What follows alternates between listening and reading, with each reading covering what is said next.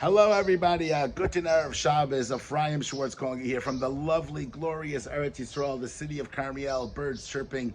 I realize I don't even have to turn my camera around for you to see the sky. You get a better view of Parshat from the window and the reflection behind me over here on my porch. And we have a special Shabbos this week. My son, Yonah, is coming home with his Kala, Mirz Hashem, her first time in Carmiel. And we are certainly looking forward to showing them our glorious city and to spending Shabbos together with them. And in honor of that occasion, I think it's customary on when the Kala comes to go ahead to share all those stories that she doesn't know about her chassan yet, which there are plenty certainly about Yonah that we'll fill up the whole Shabbos with. But I figured certainly this week's Parsha of Korach, I wanted to share with you a story a little bit about my son's name, Yonah Shalom. And when my wife first became pregnant after we got married with our first child, I was positive it was going to be a boy because I need to have a boy. I really wanted to name my first child, my son, after my father, Olav Shalom, who passed away when I was a little child and at a very young age. And however, much to, of course, immense tracht, Hashem blessed me with a daughter instead, Shani, and although I did buy her blue clothing and try to treat her like a boy when she was growing up, it didn't help that much, though. I'm sorry about that, Shani. And then a few years later, my wife was pregnant again, and this time, it has to be a boy for sure. And to make things even stronger, a few months before my wife became pregnant, my grandfather, Olav Shalom, my mother's father, had passed away, my Saba, and we were very, very close with him. And my grandmother lived across the street from us. And every day she would come over to my wife and she'd pat her little bump in her tummy. There's the tummy right back in her tummy. And she would say to her, little Eliyahu, you're going to call him Eliyahu after my husband and this and that. And I said, okay, don't worry, Safta, we'll see what it's going to be, this and that. Mirz Hashem, it should be healthy. And as time went on and as the pregnancy went on, she would put on more and more pressure. You didn't even know your father. Your grandfather was very close with you. He took care of you. He loved you. And okay, we'll see, Mirz Hashem, everything.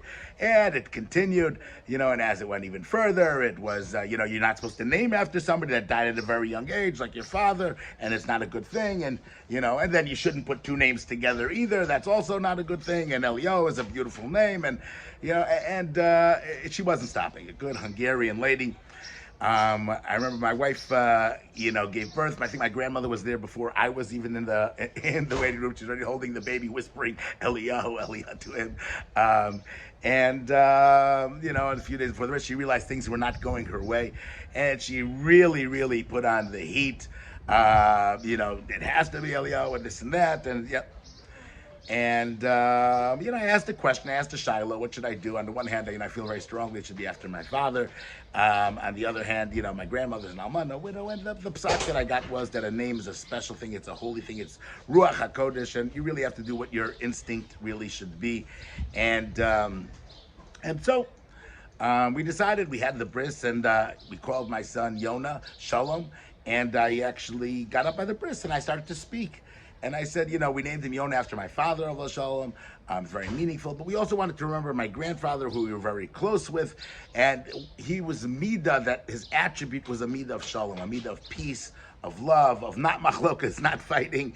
And we really wanted to instill that midah in my son as well, and that memory of my grandfather. And it did not help at all. My grandmother walked right out of the bris, left and middle, went across the street, shine.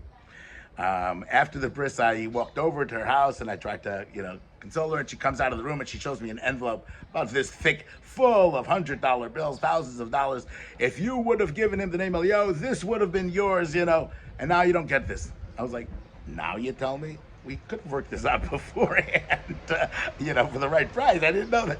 But anyways, But Baruch Hashem, that's why my son is called Yonah Shalom, because a name is a very important and a holy thing.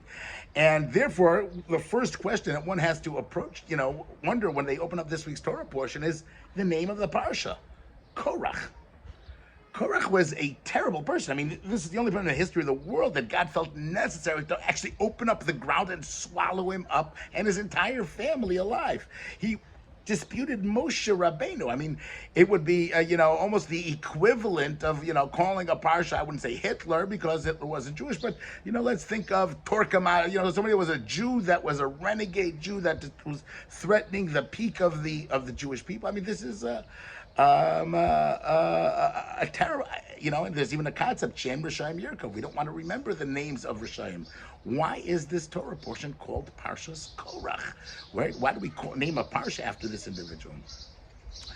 And the Hasidim and the Svarim, many, many different places, all say the same thing. They say that yes, Korach was a Rasha, but he was mistaken. And he said a message to us that we have to remember. He said something that was so important, that was really the essence of the Jewish people. And that's what we have to focus on when we read and we think of the name Korach. And that was Korach's claim against Moshe was, Kol ha'eda kulam kedoshim.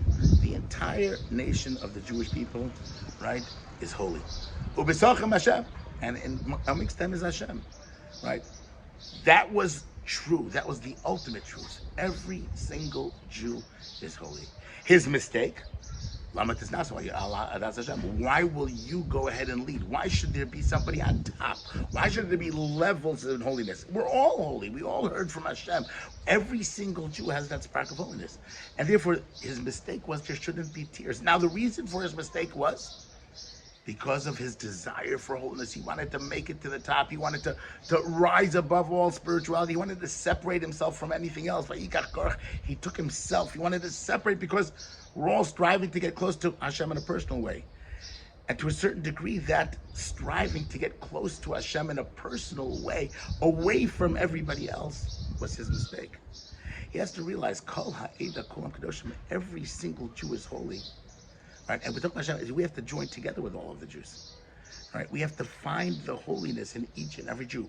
The role of the Levi, fascinatingly enough, at the end of the Parsha tells us, Shevet Levi, the tribe of Levi, has no portion in the land of Israel. Every Jew has land, has a field, he has a portion. Levi, nothing. Right? He's support, because I am his portion. He's the portion of Hashem. Right? The Levi's job is to have no self-interest whatsoever. It's to be Amcha with their people. It's very different even than the Kohen. See, the Kohen is the messenger of God. He brings the sacrifices from the people up to Hashem. His sacrifices are holy. It has to be done through the Kohen. The Kohen is the one that lifts us up. The Levi, he's the milaveh. He's the one that holds our hand as we're going through it. His work, his job is to sing in the temple, to take care of the vessels in the temple, to carry them, right? It's not doing the service at all. That's for the Kohanim. That's the holy. That's Hashem's connection. They're the intermediaries. They're the ones that are supposed to be part of the nation. In fact, we support the Levi, we're told at the end of the Parsha, by giving him Meiser, right? The Levi's Meiser is different than Truma. A Kohen's Truma, only a Kohen can eat it. A Kohen and his family and his help. Meiser, the Levi can give it to anybody. Right, he can sell to everybody, he can give it to anybody. It doesn't maintain that. It has to be given to him, and then he can do with it what he wants. The Levi's portion, however, is also called, if you look at this week's Parsha, it's called Truma. It's called holiness. It's called, and Rashi says, why is it called Truma? It says, because the Levi also has to give a portion to the Kohen.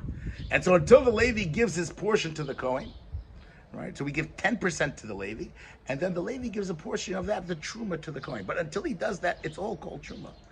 Because the Levi realizes that his portion itself is also holy, because it has that little piece of Hashem. It's a fascinating thing, the idea of Truma. Right? Truma is telling us that the smallest portion identifies the entire part. It's like that small portion of the Jew. No matter how far, how distant he is, right? That 10%, that becomes Meiser, that becomes holy. That's the part that he can uplift. The Levi is the one that finds the spark in Kulam Kedoshim in every single soul. That message, that eternal message of Korach for all of Bnei Israel, that every single Jew is holy. We look at our Jewish world today where so many people are so far, there's so much machlokas. Right? It's really the opposite of Korach. The opposite of Korach is when we don't see the holiness in every single Jew. When we look at them and say, he's a Russia, and he's a Russia, and he's a Russia, and he's a Russia. And I want my own personal holiness, and he's going to take me down. Right? Shalom is bringing everybody together. It's finding not only the spark of holiness, but even in the non-holy, in the part that's negative. in a name like Korach, seeing that there's Kedusha in there as well. What an unbelievable idea. The biggest Russia in Klal Yisrael. Hashem is telling us, guess what? We're naming a Parsha. Find something holy about Korach also.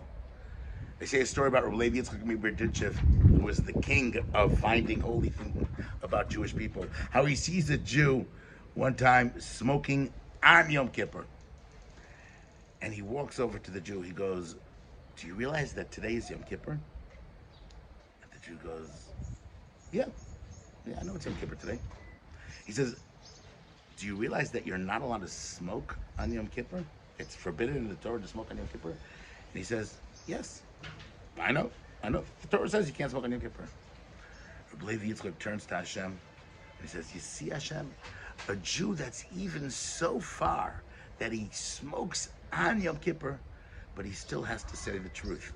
He still has, he can't lie. He still has to say the emes, even in the worst. Rabbi Yitzchak says, there's a holiness over there. We gotta find that holiness even in the terrible things. That's Rabbi Yitzchak. That's the Torah of Parshat Korach. That is the Parsha that teaches us about machlokas. We fight, we argue, we're disputing l'shem shamayim.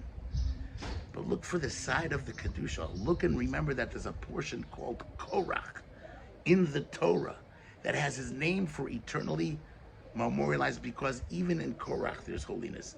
And we have to find that meiser, that truma in each and every one of us. And that's my son Yonah Shalom.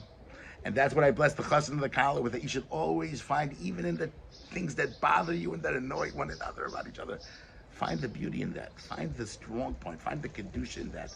And that's how you build a bayis neman b'Yisrael. Have an amazing Shabbos. And, of course, subscribe to my weekly email, rabbischwartz@yahoo.com. Subscribe on YouTube to get this every single week, or to my WhatsApp account.